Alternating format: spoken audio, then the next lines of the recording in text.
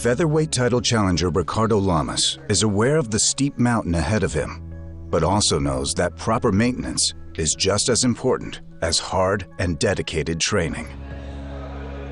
So as you know, your back's going to be pretty marked up. The acupuncture, the Eastern medicine, the cupping, the muscle stimulation, all that stuff, it's just ways to kind of rehabilitate your body.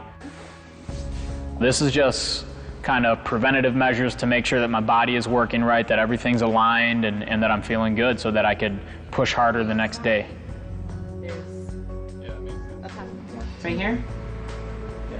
Being a fighter and coming in here training 2-3 times a day and not doing stuff like that where you're rehabbing, it's like driving a car and not changing the oil and not doing your tire rotations or anything like that. You know, pretty soon your car is just going to break down and it's not going to run anymore.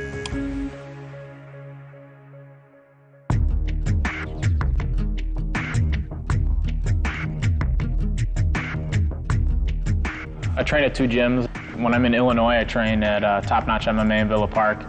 And then when I'm in Miami, I train with MMA Masters. It kind of keeps me on my toes. I don't get used to the same partners during my whole camp.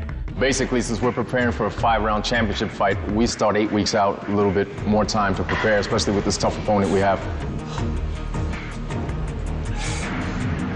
Everything we do is catered for this specific fight. We watch our opponent, we know his pros, his cons, and we exploit it. I mean, that's our job. For this fight, if there's one thing I'm not going to be, it's out of shape. I take my training very seriously. I'm the kind of guy that gets more confident the harder that I train. I'm pushing my body to the limit so that I'll be able to get in there in the ring with him and compete and win. I'll be ready for a 5-round fight easy. It's one of the toughest sessions I've had, and very few people have been able to last, but Rick, he's up for the challenge. Rest. He's gonna try to get on his knees, keeping him down. Throughout a fighter's career, he must work diligently on improving all aspects of his game. And for Ricardo Lamas, years of training in the century-old art of Brazilian Jiu-Jitsu would finally pay off. It's a very special day because when you promote someone here, it's because you guys work hard for that, you guys deserve it. The first fight I want to promote today, he's been a brown belt for 2 years. He has submitted UFC black belts. Ricardo Lamas, my brother. I wasn't expecting it, and I just got promoted to black belt by my sensei, Daniel Valverde, and I couldn't be happier, man. It's something I've been working for a long time, and it's finally here. The key to victory for Ricardo Lamas is getting to the fight to the ground. Very few guys have been able to do that because Jose Aldo's takedown defense is really second to none. But what I like about Ricardo Lamas is he's a very well-rounded guy. He brings a lot of different elements. His striking, his control of the octagon, his clinch game, getting guys to the mat. And he's going for an arm triangle. Now he's not. It is all over! Oh! But when Jose Aldo keeps the fight standing, there really isn't many guys in the world who can hang with him. His Muay Thai is fantastic. He's so fast and he hits so hard.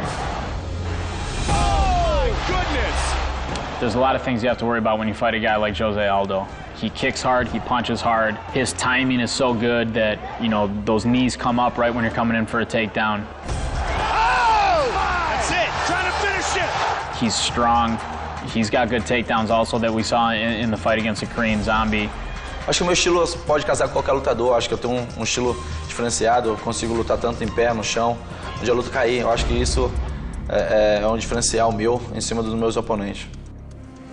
If there's a path to victory for Ricardo Lamas, and there is, he has to take the fight late. Ricardo Lamas really begins to gain steam a little bit here. And as we've seen, Jose Aldo sometimes begins to coast a little bit when it gets late. And Aldo just took a big deep breath there, Mike. If Ricardo Lamas can find a way to get past that first, second, third round, he can take it to him in those 4th and 5th rounds. He does have the ability, but it's going to require him to rise to the occasion. A principal arma que eu acho que o Ricardo Lamas tem pode ser a força de vontade dele. Eu acho que a gente tem que respeitar sim fora, mas quando começa ali dentro, eu vou fazer o meu, que eu acho que é assim que eu venço as lutas. Jose Aldo is just a human being. You know, I don't see him as Superman. You know, Superman only exists in the movies. I'm not fighting indestructible being. You know, I'm fighting another man, and that's how I'm looking at him, and that's how I'm going into this fight.